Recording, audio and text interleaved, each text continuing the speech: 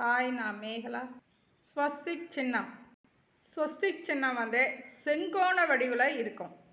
இந்த சின்னத்தை கீழிருந்து மேலாகவும் இடமிருந்து வலமாகவும் ஒன்றுக்கொன்று குறுக்கில் செல்லும் கோடுகளால் ஆனது. இந்த ஸ்வஸ்திக் சின்னத்தை நம்ம வீட்டோட தலைவாசலில் வரையலாம், பூஜை அறையில் வரையலாம், சமையலறையில் வரையலாம், வீட்டில் உள்ள கதவுலையும் வரையலாம்.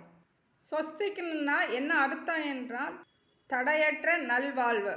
இந்த அர்த்தத்துக்கு ஏற்ற மாதிரி நம்ம அந்த ஸ்வஸ்திக் வரையும் பொழுது கீழிருந்து மேல் வரையும் போது அந்த கோடு கீழே இருந்து மேலே வரைஞ்சி முடிக்கிற வரைக்கும் விரலை எடுக்காமல் வரையணும். அதுபோல் இடமிருந்து வலம் வரையும் போதும் இடத்துலேருந்து வலம் வரைக்குமே விரலை எடுக்காமல் வரையணும். இந்த ஸ்வஸ்திக் சின்னத்தை எதால் வரையலாம் அப்படின்னா, மஞ்சளில் குங்குமம் கலந்து வரைவாங்க. அப்போ அந்த சிவப்பு கலரில் வரும். இதுதான் பொதுவாக எல்லாரும் வரைகிறது. அது மாதிரியே மஞ்சளில் சுண்ணாம்பு கலந்தும் இந்த ஸ்வஸ்திக் வரைவாங்க.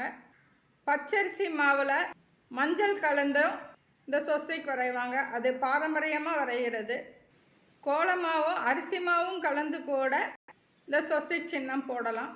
நம்ம வீட்டில் இந்த ஸ்வஸ்திக் சின்னம் வரைஞ்சி வச்சுருந்தா வீடு நல்வாழ்வும் சுபிக்ஷமாகவும் இருக்கும்.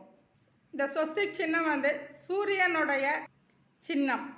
விஷ்ணுவுக்கு 108 சின்னங்கள் இருக்குது. அதில் 108வது சின்னம் இந்த ஸ்வஸ்திக். இந்த ஸ்வஸ்திக் சின்னத்தை நம்ம எந்த கோணத்தில் பார்த்தாலுமே ஒரே மாதிரி தோன்றும். ஸ்வஸ்திக் சின்னம் என்றைக்குமே அதோட வடிவத்தை மாற்றாது.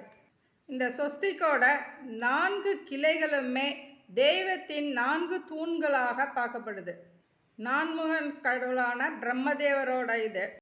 விநாயகரோட சின்னம் 4 திசைகளை குறிக்கிறது. கிழக்கு, மேற்கு, தெற்கு, வடக்கு. 4 வேதங்களை குறிக்கிறது.